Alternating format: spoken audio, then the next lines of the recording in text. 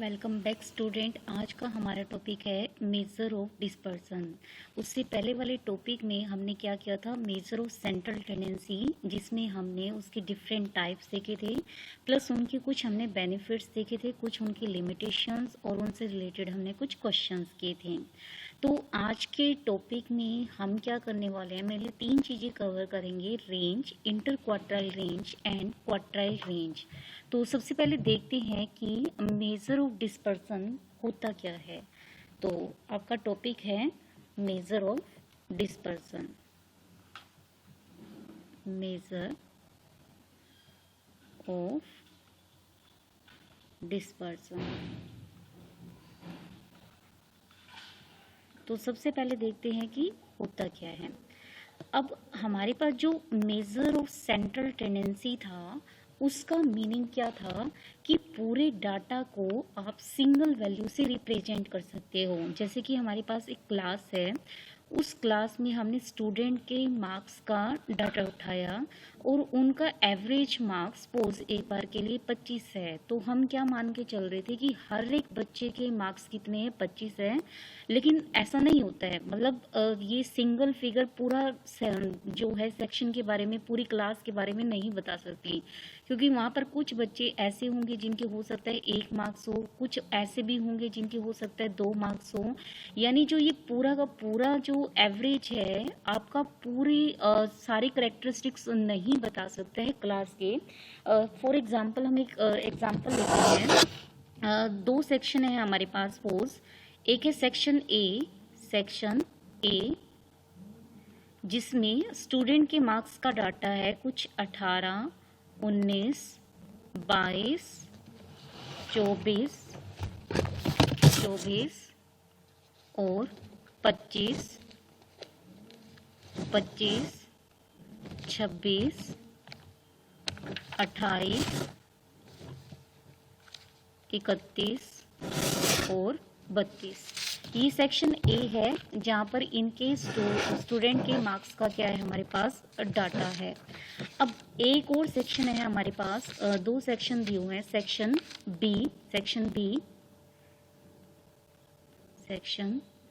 B, जिनमें student के marks का डाटा है 2, 6, 12, 20, 25, 30, 38, 44, 48। ये 2 सेक्शन के स्टूडेंट का मार्क्स का डाटा है। जब आप इनके मार्क्स का एवरेज निकालोगे तो दोनों सेक्शंस के स्टूडेंट के मार्क्स का एवरेज निकलेगा 25। इसका मतलब क्या है कि सेक्शन ए में भी हर एक बच्चे के मार्क्स कितने हैं, 25, और सेक्शन बी में भी हर एक बच्चे के मार्क्स कितने हैं, 25। अब मान लो 25 में से मतलब जो एग्ज़ाम है उसमें जो पासिंग मार्क्स हैं सपोज एक बार के लिए 17 है। तो हम देख सकते हैं कि ए सेक्शन में तो क्या है, सारे के सारे बच्चे क्या है, पास है, क्योंकि सभी के मार्क्स 17 से अबोव आ रहे हैं। लेकिन जो सेक्शन बी है उसमें 3 बच्चे क्या हो गए हैं, हमारे पास फेल हो गए हैं। यानी हमारे पास के नंबर तो बता रहा था कि सबके 25-25 हैं, लेकिन फिर भी क्या है, 25-25 अगर हम सभी के नंबर बताते तो यानी सारे पास माने जाते, लेकिन फिर भी क्या है, हमारे पास 3 फेल हैं। तो इसीलिए कह रहा है कि जो मेजर ऑफ सेंट्रल टेंडेंसी है एग्जैक्ट सारी कैरेक्टरिस्टिक्स नहीं बता सकता है हमारे पास। जैसे यहाँ 25 है, 25-25 मार्क्स की बात बताएं तो यहाँ मेजर ऑफ सेंट्रल टेंडेंसी कुछ फेल हो गए हैं, क्योंकि वेरिएशन देखो, कहाँ मार्क्स 2 हैं और कहाँ मार्क्स 25। 2 वाला तो फेल ही हुआ और 25 वाला क्या है, पास है। 6 वाला फेल है, 25 वाला क्या है, पास है। 12 वाला फेल है, 25 वाला क्या है, पास है। तो वेरिएशन बहुत ज़्यादा आ गया। तो जो वेरिएशन होता है वही आपका क्या कहलाता है, डिस्पर्शन, मतलब कितना फैलाव हो रहा है। जैसे हम फैलाव देखें, किससे देख रहे हैं, एवरेज से देख रहे हैं, तो एवरेज से फैलाव बहुत ज़्यादा हो रहा है। मतलब ये 25 के आसपास भी नहीं, बहुत ज़्यादा दूर फैला हुआ है, ये 25 के भी दूर फैला हुआ है, ये भी फैला हुआ है, ये देखिए 25 पे ही लाई कर रहा है, और ये अगेन हमारे पास क्या हो गए, बहुत ज़्यादा फैले हुए हैं। तो कितना फैलाव हो रहा है, एन एवरेज भी हो सकता है, और एक और पॉइंट है वो हम देखेंगे। तो उसकी वजह से जो भी फैलाव हो रहा है उसे हम क्या कहेंगे, डिस्पर्सन। तो जो डिस्पर्सन है वो 2 टाइप से हो सकता है। एक तो हो सकता है variation due to items, variation due to items among themselves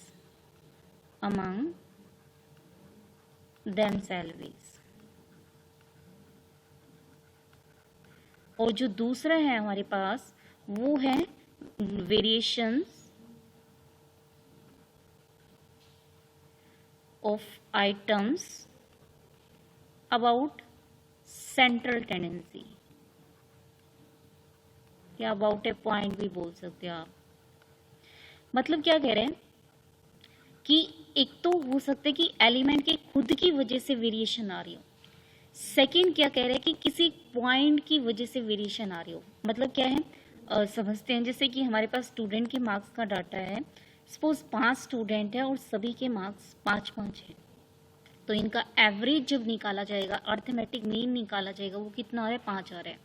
और सपोज एक दूसरा सेक्शन है, उनके स्टूडेंट का मार्क्स का डाटा कुछ इस तरीके से है, 1, 6, 3 और 10 और सपोज 5, ये है हमारे पास। तो देख सकते हो 6, 7, 10 और 6, 7, 3, 10, 10, 10, 20, 5, 25, इसका अर्थमेटिक मीन भी कितना आ गया, 5 आ गया। तो दोनों ही सेक्शन के स्टूडेंट का मार्क्स क्या है, अर्थमेटिक मीन सेम है। पिछले क्वेश्चन में भी कितना आ रहा था, 25-25 आ रहा था, सेम आ रहा था। अब देखते हैं कि आपस में कितना वेरी कर रहे हैं। इसका भी 5 है और 5 है, यानी वेरिएशन हो ही नहीं रही।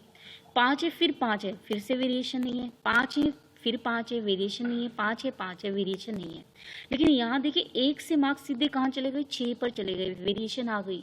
6 से 3 पर चले गए, फिर से वेरिएशन है। 3 से 10 पर चले गए, वेरिएशन आ गई। 10 से क्या होगी, 5 पे चले गए, वेरिएशन आ गई।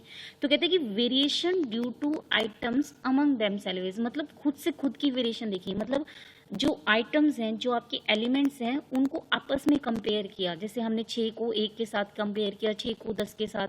मतलब कितनी वेरिएशंस आ रही है। एक तो कितना फैलाव हो रहा है, एक तो डिस्पर्शन आइटम्स की वजह से हो सकता है, मतलब खुद से, और एक होता है कि एवरेज की वजह से। देखिए जैसे इसके मार्क्स के और एवरेज में वेरिएशन ही नहीं आ रहा, सेम ही आ रहे हैं हमारे पास। लेकिन यहाँ देखो इस मार्क्स में तो वेरिएशन नहीं है, लेकिन 1 से लेके सीधा कहाँ चला गया, 5 पर, तो वेरिएशन है। 6 से 5 पर चला गया, वेरिएशन है। 3 से 5 पर चला गया, फिर से वेरिएशन है। 10 से 5 पर चला गया, फिर से वेरिएशन है। तो जो ये वेरिएशन है वही आपका क्या कहलाएगा, डिस्पर्सन। डिस्पर्सन, जितनी ज़्यादा वेरिएशन होगी उतना ही ज़्यादा डिस्पर्शन होगा, उतना ही ज़्यादा फैलाव होगा। हो सकता है कि वो उतना ही ज़्यादा अपनी एवरेज से क्या हो जाए, दूर चला जाता रहे। मतलब जैसे कि हमारे पास मान लो डाटा आपका सपोज एक बार के लिए आ रहा है 10, 20, कुछ 30, और हमारे पास सपोज ऐसे आ रहे हैं, और मान लिया एक बार के लिए इनका अर्थमेटिक मीन वैसे 5 नहीं है, सपोज जो भी इनका अर्थमेटिक मीन आ रहा है और वो सपोज कम आ रहा है, तो ये फैलता जाए, कितनी दूर जाके फैल सकता है। मतलब जो फैलाव हो रहा है उसे हम क्या कह रहे हैं, डिस्पर्सन। जैसे कि हम एग्जाम्पल लेते हैं, और 2 राजा हैं, एक है किंग K1 और एक है K2। सपोज जो किंग K1 है उसके अंडर जो हमारे पास है राज्य, जो उसका साम्राज्य कहाँ तक फैला हुआ है, उसने कवर कर रखा है दिल्ली को, हरियाणा को, और हमारे पास क्या कवर कर रखा है इसको, सपोज एक बार के लिए शिमला, इसको कवर किया हुआ है। और जो किंग K2 है, K2 ने कवर कर दिया सपोज हरियाणा को। तो देख सकते हो कि साम्राज्य ज्यादा किसका फैला हुआ है, किंग K1 का, एज कंपेयर टू K2, यानी फैलाव इसका ज्यादा है, यानी डिस्पर्शन क्या है, किंग K1 का ज्यादा है एज कंपेयर टू K2। तो ये था हमारे पास डिस्पर्सन। अब एक और चीज यहाँ से कंक्लूजन निकालते हैं कि क्या कह रहे हैं, if the mean of 2 or more series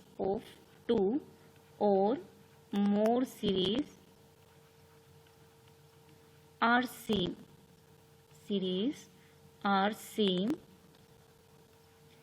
we can't consider them similar,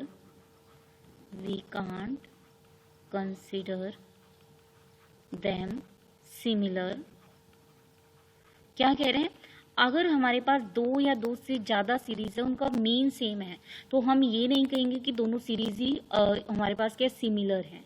जैसे कि हम एग्जांपल ले सकते हैं ये, क्यों? क्योंकि उसमें कुछ अदर कैरेक्टरिस्टिक्स भी होते हैं। जैसे कि अर्थमेटिक मीन हालांकि सेम आ गया है, लेकिन इसमें देखें फैलाव वो का बहुत ही कम है, और इसमें हम फैलाव देखें वो क्या हो रहा है, बहुत ज़्यादा हो रहा है। मतलब डिस्पर्सन भी एक उसका ऐसा कैरेक्टरिस्टिक्स है जो कि हमारे पास क्या कर सकता है, वेरी कर सकता है। तो अगर मीन इक्वल है तो हम ये नहीं कह सकते कि दोनों सीरीज क्या होंगी, सेम काम करेंगी, सिमिलर होंगी, ऐसा कुछ नहीं है।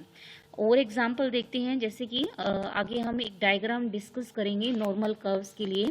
फिलहाल एक बार हम देख रहे हैं, जैसे कि ये है, सपोज ये कर्व है आपकी, ये कर्व है, ठीक है, और एक हमारे पास है ये कर्व है, सपोज ये कर्व दी हुई है। अब जो ये लाइन होती है वो रिप्रेजेंट करती है मीन को, तो दोनों का जो मीन है सेम लाइन पर लाई कर रहा है। लेकिन आप देख सकते हो कि ये यहां तक फैला हुआ है और ये यहां तक फैला हुआ है, यानी इसका एरिया कम आ रहा है एज कंपेयर टू इसका एरिया। तो हमारे पास क्या ज्यादा फैलाव इसका हो रहा है और इसका फैलाव क्या हो रहा है, हमारे पास कम हो रहा है। तो यहाँ पर डिस्पर्शन क्या है, इसका डिस्पर्शन ज्यादा है एज कंपेयर टू दिस। अब जैसे क्वेश्चन दिया हुआ है, which of the distribution off score has a larger distribution. आपको 3 बार डायग्राम्स दिए जाएंगे और पूछा जा रहा है कि डिस्पर्शन किसमें ज्यादा है। जैसे पहला बार डायग्राम है, हिस्टोग्राम कह लो, या बार डायग्राम जो है हमारे पास ये दिया हुआ है, ये है हमारे पास 5, 4 और कुछ 6, और जो ये फ्रीक्वेंसी है वो क्या है 10। मतलब क्या कह रहे हैं, 10 बच्चे ऐसे हैं जिनके मार्क्स क्या आ रहे हैं, 5 आ रहे हैं। और दूसरा है ऐसे दिया हुआ कुछ आपका,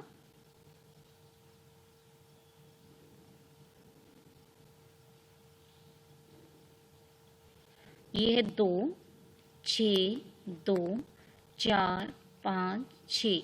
मतलब क्या कह रहे हैं, 2 बच्चे ऐसे हैं जिनके मार्क्स 4 हैं, 6 बच्चे ऐसे हैं जिनके 5 हैं, और 2 बच्चे कितने हैं जिनके मार्क्स 6 हैं। और थर्ड है आपका, थर्ड दिया हुआ है 2,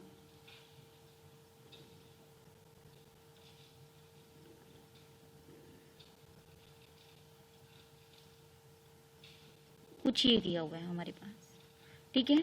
और ये है 1, 1, 2, 2, 2, 1, 1। तो आप देख सकते हो ये भी टोटल 10 बच्चे हैं, ये भी टोटल 10 बच्चे, ये भी 10 बच्चे हैं, लेकिन यहाँ जो मार्क्स हैं वो नियर अबाउट 5 के अबाउट लाई कर रहे हैं। मतलब सारों के मार्क्स 5 के अबाउट घूम रहे हैं, 5 की तरफ गुच्छा बना हुआ है। और यहाँ देखिए 5 के अबाउट भी है, 4 के अबाउट भी है और 6 के भी अबाउट है। मतलब जो इसकी रेंज बढ़ गई है मार्क्स की। यहाँ तो मार्क्स की रेंज क्या है हमारे पास, कम है, यहाँ रेंज आप कह सकते हो कि बढ़ चुकी है, 4 से 6 के बीच में जा रही है। और यहाँ देखो ये है 2, 3, 4, 5, 6, 7 और 8। यहाँ जो मार्क्स की रेंज है वो 2 से लेके कहाँ तक है, 8 तक है। मतलब ये ज्यादा फैला हुआ है। तो आप देख सकते हो कि बच्चे के मार्क्स 2 भी हो सकते हैं, 4 भी हो सकते हैं, 5 भी हो सकते हैं, 6 भी हो सकते हैं, 7 भी हो सकते हैं, 8 भी हो सकते हैं। मतलब क्या ये बहुत ज्यादा फैला हुआ है एज कंपेयर टू दिस, और ये फैला हुआ है ज्यादा एज कंपेयर टू दिस। तो फैलाव किस में है सबसे ज्यादा, इसमें फैलाव है, इसकी रेंज ज्यादा है। तो रेंज ज्यादा होने की वजह से फैलाव ज्यादा है, तो यानी डिस्पर्सन इसमें ज्यादा है। इसकी रेंज इसके कंपैरिजन कम है, तो हमारे पास क्या है, इसमें डिस्पर्सन कम है। और इसकी रेंज सबसे कम है, इसमें फैलाव सबसे कम है, क्योंकि सभी के मार्क्स ऑलमोस्ट सेम आ रहे हैं। तो हमारे पास क्या है, इसमें डिस्पर्सन सबसे कम है। नेक्स्ट हम डिस्कस करेंगे मेजर ऑफ डिस्पर्सन के टाइप्स। तो डिस्पर्सन के टाइप्स, डिस्पर्सन जो डिस्पर्सन है वो 2 बेसिस पर डिवाइड हो सकती है। एक तो हो सकता है कि हमने देखा था वेरिएशन होता है due to items among themselves, variation of items among themselves.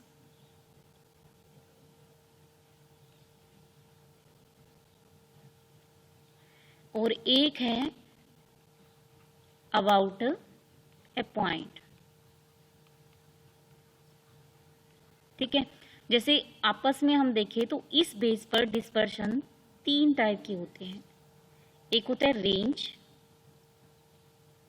एक है इंटर क्वार्टाइल रेंज, जस्ट हम शॉर्ट नोटेशन दे रहे हैं, this is not standard notation, inter quartile range. और थर्ड है क्वार्टाइल रेंज, जिसे हम सेमी क्वार्टाइल रेंज भी बोल सकते हैं, सेमी क्वार्टाइल रेंज। और अबाउट सम पॉइंट लें, जैसे कि मेजर ऑफ सेंट्रल टेंडेंसी करें तो मीन के अबाउट भी हो सकते हैं, मीडियन के अबाउट भी हो सकता है। तो हमने मीन डेविएशन, इसके बेस पर मीडियन डेविएशन, ठीक है, एक स्टैंडर्ड डेविएशन,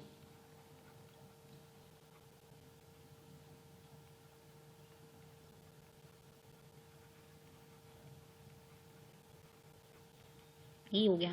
तो यानी डिस्पर्सन को हम 2 बेसिस पर डिवाइड कर सकते हैं, एक तो जो आपस में वेरिएशन है उसके बेस पर, और एक किसी पॉइंट के रिस्पेक्ट में जो वेरिएशन है उसकी रिस्पेक्ट उसके बेस पर।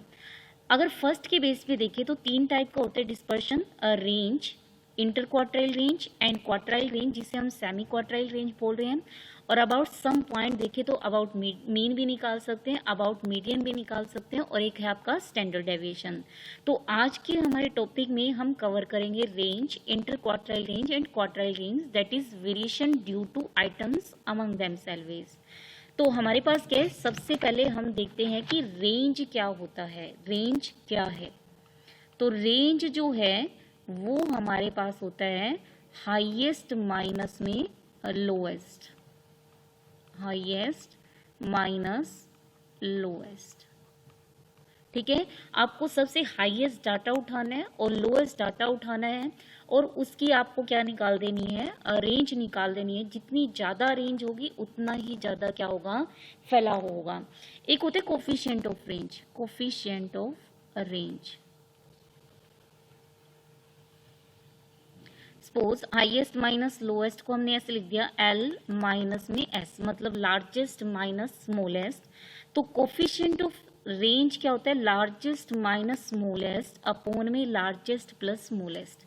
अब दोनों में डिफरेंस क्या है, मान लो आप क्या कर रहे हो, सपोज कोई भी एक हमारे पास वस्तु है, उसकी प्राइस की बात हो रही है, उसके प्राइस की बात हो रही है, तो सबसे हाईएस्ट प्राइस देखोगे, सबसे लोएस्ट प्राइस देखोगे, तो रेंज में आंसर जो है वापस किस में आएगा, प्राइस में ही आएगा। मतलब रुपीस की बात करें तो आंसर वापस किस में आ जाएगा, रुपीस में ही आ जाएगा, मतलब इसकी यूनिट जुड़ जाएगी। लेकिन यहाँ पर करें ये भी रुपीस में, ये भी रुपीस में, यानी ये जो आंसर आएगा वो यूनिटलेस होएगा, इसके पीछे कोई भी यूनिट नहीं होगी, क्योंकि रुपीस रुपीस एक टाइप से कैंसिल आप कह सकते हो। मतलब ये यूनिटलेस होगा जो कोफिशिएंट ऑफ रेंज है, और जो रेंज है वो क्या होगा, विद यूनिट होगा, ये यूनिट के साथ होगा। तो हमारे पास के कोफिशिएंट ऑफ रेंज क्या देता है, ये बताता है कि कितने गुना, जैसे कि परसेंटेज में बता सकता है, रेशियो में बता सकता है। मतलब जब भी आपको 2 सीरीज को कंपेयर करना हो कि किसका ज़्यादा डिस्पर्सन है, तो आप कोफिशिएंट ऑफ रेंज निकालोगे दोनों सीरीज का, जिसका ज़्यादा कोफिशिएंट ऑफ रेंज होगा उसका उतना ही ज़्यादा क्या होगा, फैलाव होगा। तो जो कोफिशिएंट ऑफ रेंज है वो रिलेटिव की रिस्पेक्ट में हो सकता है, रिलेटिव मतलब जब भी हमने आपस में कंपेरिजन करना हो, तो ये जो आंसर है वो यूनिटलेस होगा, ऐसे बताएगा कितने गुना, कितनी परसेंटेज, मतलब इस टाइप से। और जो रेंज है वो हमारे पास होता है ऑन एन एवरेज, एवरेज के बेस पर सॉरी एब्सोल्यूट के बेस पे, मतलब ये विद यूनिट होता है और ये विदाउट यूनिट होता है। जैसे हम क्वेश्चन करते हैं रेंज का, सबसे पहले सपोज हम ले रहे हैं individual series, individual series, individual series. पहला क्वेश्चन है हमारे पास, मार्क्स दिए हुए हैं 20, 35, 25, 30 और 15। पूछा हुआ है रेंज निकालो। तो रेंज हमें पता है क्या होगा, लार्जेस्ट माइनस स्मॉलेस्ट। तो सबसे बड़े, सबसे ज़्यादा मार्क्स कितने हैं, 35, और सबसे कम मार्क्स कितने हैं, 20। तो रेंज कितनी आ गई हमारे पास, 15 आ गई। सही है। अगर हम कोफिशिएंट ऑफ रेंज की बात करें, कोफिशिएंट ऑफ रेंज की बात करें तो वो कितना हो जाएगा, लार्जेस्ट माइनस स्मॉलेस्ट बाय में largest plus smallest, largest minus smallest nothing but range ही हो गया हमारे पास। बाय में क्या हो गया, लार्जेस्ट प्लस स्मॉलेस्ट, तो रेंज होगी 15 और बाय में क्या हो गया 35 प्लस 20 हो गया। तो आप ये निकाल सकते हो, ये तो हो गया मार्क्स हो गया, और this is coefficient of range is unitless. तो ये एग्जांपल था इंडिविजुअल सीरीज का। नेक्स्ट एग्जांपल ले रहे हैं एक डिस्क्रीट सीरीज का, डिस्क्रीट सीरीज। तो डिस्क्रीट सीरीज का दिया हुआ है, मार्क्स दिए हुए हैं 10, नंबर ऑफ स्टूडेंट है 15, मार्क्स हैं 20, स्टूडेंट्स 18, देन 30, 25, 40, 30, 40, 30, 50, 16, 50, 16, 60, और फिर है हमारे पास 10, 70, और ये है हमारे पास 9। तो रेंज निकालनी है प्लस कोफिशिएंट ऑफ रेंज निकालनी है आपको। किसका निकालना है, मार्क्स का। तो मार्क्स ये हैं और नंबर ऑफ स्टूडेंट ये है हमारे पास, ठीक है। तो मार्क्स का निकालना है, मार्क्स। तो आपको लार्जेस्ट फ्रीक्वेंसी नहीं देखनी, आपको क्या देखना है, लार्जेस्ट मार्क्स। तो रेंज हो गया लार्जेस्ट माइनस स्मॉलेस्ट, तो लार्जेस्ट मार्क्स कितनी है 70 और स्मॉलेस्ट मार्क्स कितनी है 10, यानी कितना हो गया हमारे पास 60 आ गया, सही है। कोफिशिएंट ऑफ रेंज देखें, कोफिशिएंट ऑफ रेंज तो क्या हो गया, largest minus smallest divided by largest plus smallest, तो 60 बाय में 70 प्लस 10 यानी 80, यानी कितना हो गया 6/8 हो गया। तो ये था एग्जांपल डिस्क्रीट सीरीज का। नेक्स्ट हम एग्जांपल करें कंटिन्यूअस सीरीज का। तो कंटिन्यूअस सीरीज, तो कंटिन्यूअस सीरीज में साइज, क्लास साइज दिया हुआ 5 से 10, 10 से 15, 15 से 20, 20 से 25, 25 से 30, सही है। और जो फ्रीक्वेंसी है वो दी हुई है 4, 9, 15, 30 और 40, ये दी हुई है हमारे पास। आपको क्या निकालना है, रेंज निकालनी है, रेंज। तो रेंज हमें पता है कि मार्क्स जो है इसके रेंज में लाई कर रहे हैं। तो कंटिन्यूअस के केस में आप लार्जेस्ट अपर लिमिट देखोगे, लार्जेस्ट अपर लिमिट कितनी है 30, क्योंकि हमें मार्क्स देखने हैं। तो मार्क्स मैक्सिमम कितने हो सकते हैं 30 हो सकते हैं, और मिनिमम मार्क्स कितने हो सकते हैं 5 हो सकते हैं। तो मैक्सिमम यानी 30 माइनस में मिनिमम यानी 5, तो कितना हो गया 25 आ गया। और कोफिशिएंट ऑफ रेंज की बात की जाए, कोफिशिएंट ऑफ रेंज, तो ये हो गया largest minus smallest that is 25 by में लार्जेस्ट प्लस स्मॉलेस्ट यानी कितना हो गया 35 आ गया। तो अब हमने की कुछ एग्जांपल्स रिलेटेड टू रेंज। तो रेंज के बेनिफिट्स और हमारे पास क्या लिमिटेशंस क्या होंगी। एक तो रेंज है, रेंज को समझना बहुत ही ज़्यादा ईजी है, जस्ट आपको लार्जेस्ट निकालना है, स्मॉलेस्ट निकालना है और आंसर आ गया। तो यानी it is easy to understand, it is easy to understand, सही है। और सबसे बड़ी बात लार्जेस्ट देखना है, स्मॉलेस्ट देखना है, यानी हमारे पास कैलकुलेशन जो है वो बच गई है। तो यानी आपका क्या है, इजी टू कैलकुलेट, ठीक है। कैलकुलेशन बच गई यानी हमारे पास क्या है, टाइम बच गया है, यानी क्या हो गया, टाइम सेवर है, ये टाइम सेवर है। लेकिन एक नुकसान भी है, क्या, ये सिर्फ और सिर्फ आप देख सकते हो कि डिपेंड कर रहा हाईएस्ट पे और लोएस्ट पे, यानी बीच वाली वैल्यूज पर ये डिपेंड ही नहीं कर रहा। यानी it is not based on all observation, it is not based on all observation, ठीक है। यानी ओनली किस पर बेस्ड है, एक्सट्रीम वैल्यूज पर। आपको सबसे बड़ा देखना और सबसे छोटा देखना है, यानी it is affected by extreme value.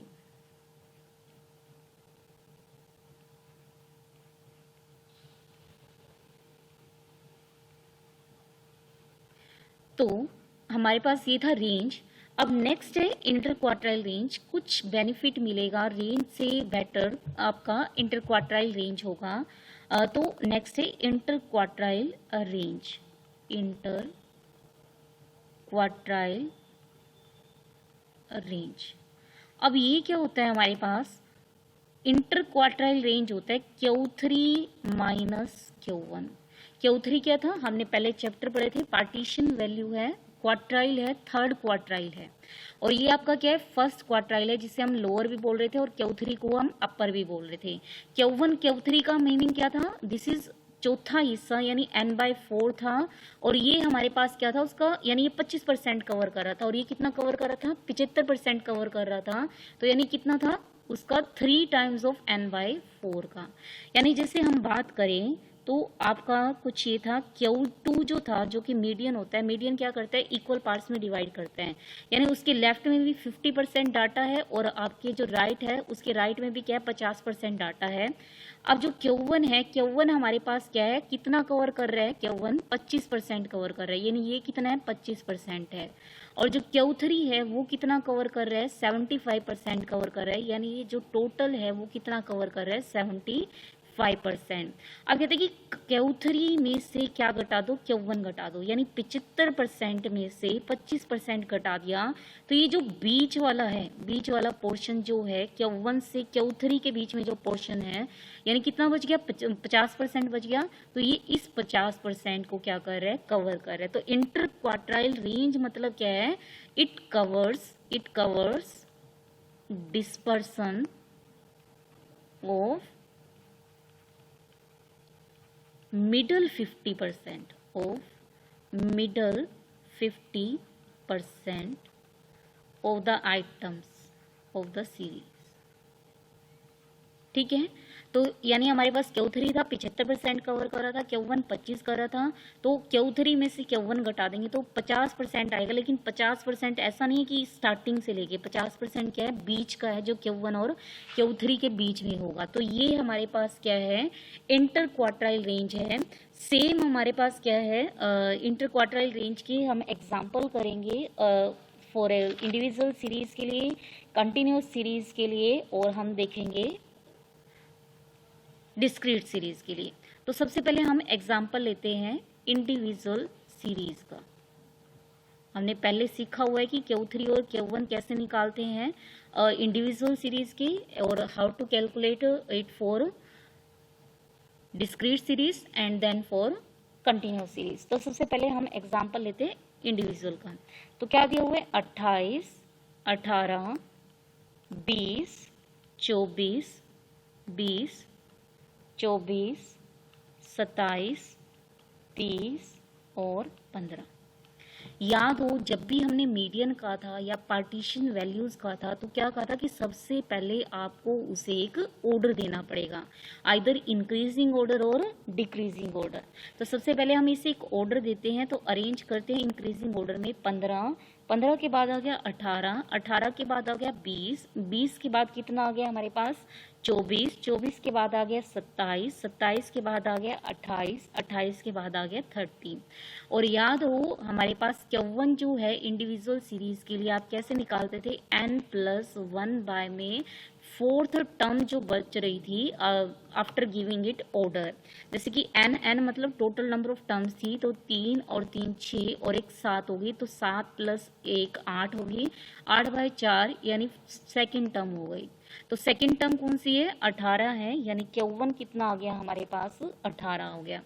अब बात आई Q3 की। Q3 हमारे पास क्या होता है, 3 टाइम ऑफ n+1 में फोर्थ टर्म, तो यानी 3 टाइम ऑफ n+1/4 तो आ गया हमारे पास 2, 2 इंटू में 3 कितना हो गया 6, यानी 6 टर्म देखनी है आपको आफ्टर गिविंग इट ऑर्डर। तो छठी टर्म आप देखोगे कितनी आ गई हमारे पास, 28 आ गई। तो हमारे पास क्या, इंटर क्वार्टाइल रेंज जो है वो क्या होता था, Q3 में से Q1 घटा दो, यानी 28 में से 18 घटा दो तो कितना आ जाएगा हमारे पास, 10 आ जाएगा। तो दिस इज इक्वल टू 10। ये हो गया। अब नेक्स्ट एग्जाम्पल देखते हैं डिस्क्रीट सीरीज का। डिस्क्रीट सीरीज, तो डिस्क्रीट सीरीज का दिया हुआ है, वेजेस दी हुई है वर्कर्स की 10, नंबर ऑफ वर्कर्स हैं 2, देन 28, 30, 20, 40, 35, 50, 42, 60, देन 20, ये दी हुई है। आपको इंटर क्वार्टाइल रेंज निकालने सबसे पहले ऑर्डर देना पड़ेगा। ऑर्डर में ऑलरेडी ये हैं, अरेंज हैं हमारे पास। अब आपको क्या करना है, याद हो डिस्क्रीट सीरीज के लिए मीडियन निकालते थे या पार्टीशन वैल्यूज निकालते थे, आप क्यूमुलेटिव फ्रीक्वेंसी और निकालते थे। तो क्यूमुलेटिव फ्रीक्वेंसी के लिए आपको क्या करना है, क्यूमुलेटिव फ्रीक्वेंसी के लिए तो ये हो गया 10, 20, 30, 40, 50 और 60।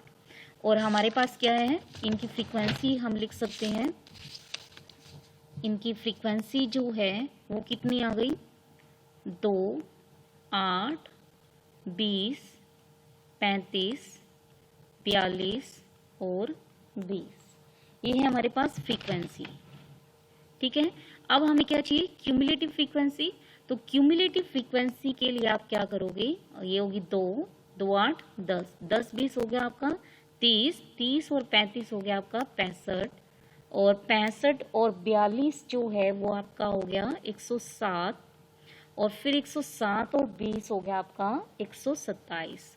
अगेन आप क्या करते थे, Q1 निकालोगे। Q1 के लिए आप क्या करते थे, n+1 में 4th टर्म। सही है, n+1 में 4th। तो n+1/4 करोगे, n क्या हो गया हमारे पास, टोटल नंबर ऑफ टर्म्स। हमें ये पता है जो लास्ट फ्रीक्वेंसी होती है क्यूमुलेटिव फ्रीक्वेंसी, वही आपकी क्या होती है, टोटल फ्रीक्वेंसी होती है।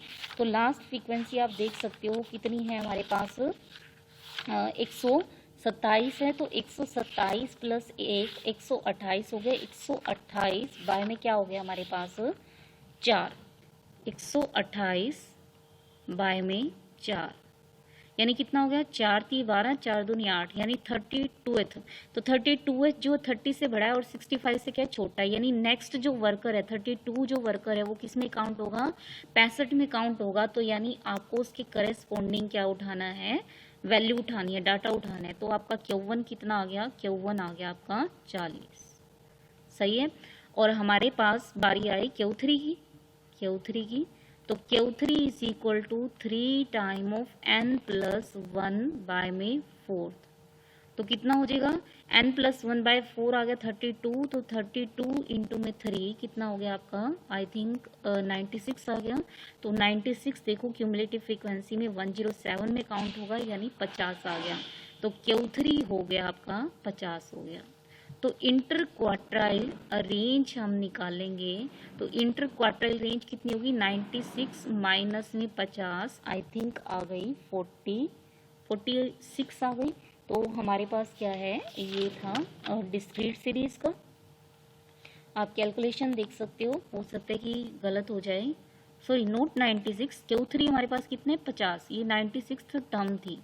तो यानी ये हो गया 50 Q3 माइनस Q1 कितना आया था हमारे पास 40। तो कितना हो गया हमारे पास 10 आ गया। सही है, नेक्स्ट एग्जाम्पल कर रहे हैं हम कंटिन्यूस सीरीज के लिए। तो कंटिन्यूस सीरीज के लिए एग्जाम्पल दिया हुआ है आपका कंटिन्यूस सीरीज। तो कंटिन्यूस सीरीज के लिए क्या कह रहे हैं, क्वेश्चन है 0 से 20, 20 से 40, 40 से 60, 60 से 80 और 80 से 100। सही है, फ्रीक्वेंसी दी हुई है 4, 10, 15, 20 और 11। सही है, क्यूमुलेटिव फ्रीक्वेंसी निकालनी है। तो क्यूमुलेटिव फ्रीक्वेंसी होगी 4, 14, 29, 29 और 20 49, 49 और 11 हो गया आपके 60। यानी जो टोटल नंबर ऑफ टर्म्स आ गई वो आ गई 60 आ गई। याद हो कंटिन्यूस सीरीज में सबसे पहले आप पार्टीशन क्लास निकालते थे, यानी आपको क्वार्टाइल चाहिए तो क्वार्टाइल क्लास निकालते थे, मीडियन चाहिए तो मीडियन क्लास चाहिए था। सेम आपको क्या चाहिए, सबसे पहले पार्टीशन क्लास चाहिए। तो पार्टीशन क्लास के लिए अगर आपको Q1 चाहिए तो n/4 देखोगे, ठीक है, हमें उसमें चाहिए था, मीडियन में चाहिए था तो n/2 देखा, n/2 देखा था। आपको डेसाइल चाहिए, सपोज DI चाहिए तो आपने IN/by में क्या देखा था, 10 देखा था। परसेंटाइल चाहिए तो IN/by में क्या देखा था आपने, 100 देखा था। तो हमें चाहिए Q1। Q1 के लिए आप क्या करोगे, 60 है, 60 का चौथा हिस्सा यानी 15 आ गया, तो 15 कौन सी मिलाई करेगा, 29 में, यानी कि जो क्लास है वो कितनी आ गई, 40 से 60 आ गई। तो जो Q1 था, Q1 आपका क्या होता था, फॉर्मूला क्या था, lowest limit plus h/f n/4 minus में क्यूमुलेटिव फ्रीक्वेंसी। L थी लोअर लिमिट 40 प्लस में h जो था class size that is 20 by में फ्रीक्वेंसी कितनी है हमारे पास 15 है, n/4 जो है वो कितना आ गया, 15 आ गया, माइनस में क्यूमुलेटिव फ्रीक्वेंसी क्या थी, पहले वाली की जो क्लास होती थी उससे पहले वाली, यानी कितना हो गया, 14 हो गया। तो जब आप इसको सोल्व करोगे आंसर आ जाएगा कुछ 41.33। जो भी आंसर आया वो इस क्लास में लाई करना चाहिए और वो 41.33 इस क्लास में लाई कर रहे हैं, यानी Q1 हमारा सही आया है। नेक्स्ट अब हमें क्या चाहिए, Q3 चाहिए। तो Q3 के लिए क्लास चाहिए, क्लास के लिए हमें क्या चाहिए, 3n/by में फोर्थ टर्म देखनी है। तो n/4 आ गया था आपका 15, 15 थी 45 हो गया, 45 देखो किस में लाई कर रहे हैं, इसमें लाई कर रहे हैं, यानी जो इसकी क्लास है Q3 के लिए क्लास 60 से लेके क्या होगी, 80 हो गई। तो Q3 का जो फॉर्मूला था वो था लोएस्ट लिमिट प्लस h/f, और ये हो गया हमारे पास 3n/4 माइनस में क्यूमुलेटिव फ्रीक्वेंसी। तो लोएस्ट लिमिट होगी 60 प्लस में हमारे पास क्या है, h हो गया 20, और फ्रीक्वेंसी आप देख सकते हो कितनी आ रही है, 20 ही आ रही है, बाई चांस ही सेम ही आ रही है। 3n/4 जो है वो आ गया 45 माइनस में क्यूमुलेटिव फ्रीक्वेंसी, इससे पहले वाली क्यूमुलेटिव फ्रीक्वेंसी जो कि 29 आ गई है। जब आप इसको सोल्व करोगे तो आपका कुछ आंसर जो है वो आ जाएगा 76 के अबाउट। कैलकुलेशन आप देख सकते हो। तो इंटर क्वार्टाइल रेंज की बात करें, इंटर क्वार्टाइल रेंज तो कितना हो गया, 76 माइनस में 41.33, तो ये कुछ आ जाएगा 34.67। तो ये थे हमारे पास कुछ एग्जाम्पल्स इंटर क्वार्टाइल रेंज के। तो इंटर क्वार्टाइल रेंज का हम देख सकते हैं कि एक बेनिफिट मिल रहा है कि ये जो है एक्सट्रीम वैल्यू से अफेक्ट नहीं हो रहा है। इसमें मोस्टली हमने क्या लिया है, ऐसे नहीं लिया है कि हमने लार्जेस्ट ले ली और स्मॉलेस्ट ले ली, यानी हमारे पास जो है ये एक्सट्रीम वैल्यू से अफेक्ट नहीं हो रहे हैं। और सेकंड जो था आपका रेंज जो था, ओपन एंडेड सीरीज के लिए नहीं निकाल सकते हो। जो रेंज है it can't be calculated, it can't be calculated for open ended series. Open ended का मतलब क्या है, जिसमें हो सकता है लोअर लिमिट ही ना दी हो। ये हमारे पास केसेस ऐसे आ रहे हैं जिसमें हम इक्वल साइज ले रहे हैं और इक्वल साइज से हम आइडिया लगा लेते हैं। जैसे हमारे पास एग्जांपल दिए जाए, सपोज दे रखा है, सपोज जैसे यूँ दिया जाए लेस देन 5, ठीक है, फिर दिया जाए 5 to 10, 10 to 15, ठीक है। मान लिया अनइक्वल है, सपोज 15 से लेके मान लिया 17 है, ठीक है, फिर 17 से लेके मान लिया 30 है, फिर कर दिया जाए कि मोर देन 30। अब 30 से ज़्यादा तो बहुत सारे नंबर हो सकते हैं, 40, 50, 60 बहुत सारे हो सकते हैं। तो इसमें लार्जेस्ट वैल्यू ही नहीं पता और स्मॉलेस्ट वैल्यू ही नहीं पता। लार्जेस्ट नहीं पता होगा, स्मॉलेस्ट नहीं पता होगा, आप क्या नहीं निकाल सकते, रेंज नहीं निकाल सकते। जबकि इंटर क्वार्टाइल रेंज में हमें बेनिफिट है क्योंकि उसमें उसके चौथे हिस्से से काम पड़ता है, अपर और लोअर लिमिट से उसका काम नहीं पड़ता है। तो यहाँ इंटर क्वार्टाइल रेंज का ये बेनिफिट है। सेकंड जो है हमारे पास क्या है, इंटर क्वार्टाइल रेंज जो है, इंटर क्वार्टाइल रेंज हम जो कर रहे थे, इंटर क्वार्टाइल रेंज फिर क्या है, ये 50% मिडल वाले को कवर करता है, यानी यहाँ 25% छोड़ देता है, यहाँ भी 25% छोड़ देता है। जो ये 50% बीच का बचता है उसको उसका डिस्पर्सन निकालता है। ये इसका नुकसान भी है क्योंकि ये इस वाले हिस्से को छोड़ देता है, इस वाले हिस्से में कितना फैलाव हो रहा है वो नहीं बता पा रहा, और यहाँ इस हिस्से में कितना फैलाव हो रहा है ये नहीं बता पा रहा। तो हमारे पास ये इसका एक डीमेरिट है।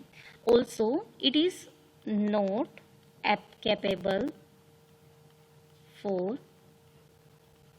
Algebraic treatment. अलजेब्राइक हमने बोला था कि अलजेब्राइक मतलब आप कंबाइंड नहीं निकाल सकते, सही है। अलजेब्राइक ट्रीटमेंट ये सेम आपका रेंज में भी होगा, क्योंकि रेंज में क्या है, दोनों सीरीज को मिक्स करोगे तो पहले वाली यूज नहीं करेगा, जस्ट आप लार्जेस्ट लोगे और स्मॉलेस्ट लोगे, निकल जाएगा।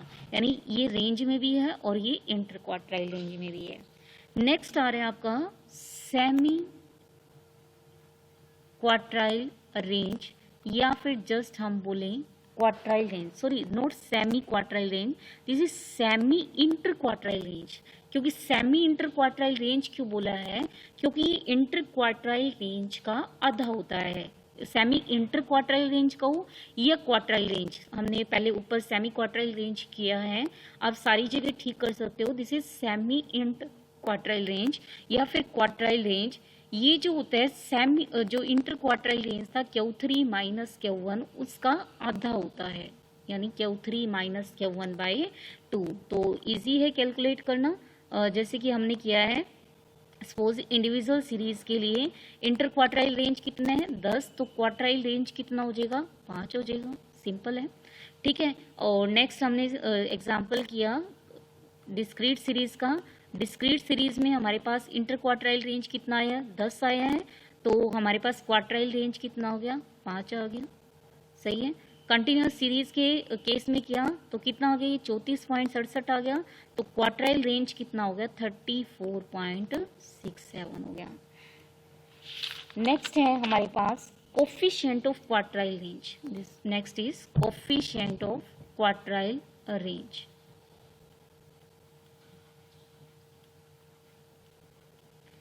कोफिशिएंट ऑफ क्वार्टाइल रेंज क्या है, Q3 माइनस Q1 बाय में Q3 प्लस Q1। यानी जब भी आप दो सीरीज को कंपेयर करोगे तो आप कोफिशिएंट देखोगे, कोफिशिएंट किसका ज़्यादा है, जिसका जितना ज़्यादा कोफिशिएंट ऑफ क्वार्टाइल रेंज होगा उतनी ज़्यादा हमारे पास क्या होगा, डिस्पर्सन होगा। तो आप निकाल सकते हो। पहले हमने क्वेश्चन किया था इंडिविजुअल सीरीज के लिए, तो हमारे पास क्या हो गया, coefficient of quartile range this is equal to Q3 minus Q1, यानी हो गया 10 बाय में Q3 प्लस Q1 यानी 28 प्लस 18, ठीक है। सेम आप इसमें निकाल सकते हो, तो हमारे पास क्या हो जाएगा Q3 माइनस Q1 बाय में Q3 प्लस Q1। तो हमारे पास क्या है, Q3 की वैल्यू हम निकाल चुके हैं, दिस इज 76, Q1 निकाल चुके हैं 41.33। जस्ट इस फॉर्मूले में पुट करने आपको क्या निकल जाएगा, कोफिशिएंट ऑफ क्वार्टाइल रेंज।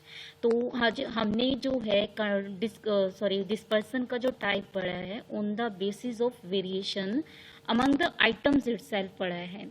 तो कल हम पढ़ेंगे on the basis of F point, मतलब हम देखेंगे कल क्या देखेंगे कि वेरिएशन किसी पॉइंट के अबाउट कितनी है, वो डिस्पर्शन देखेंगे। तो आज का हमारा टॉपिक इतना ही।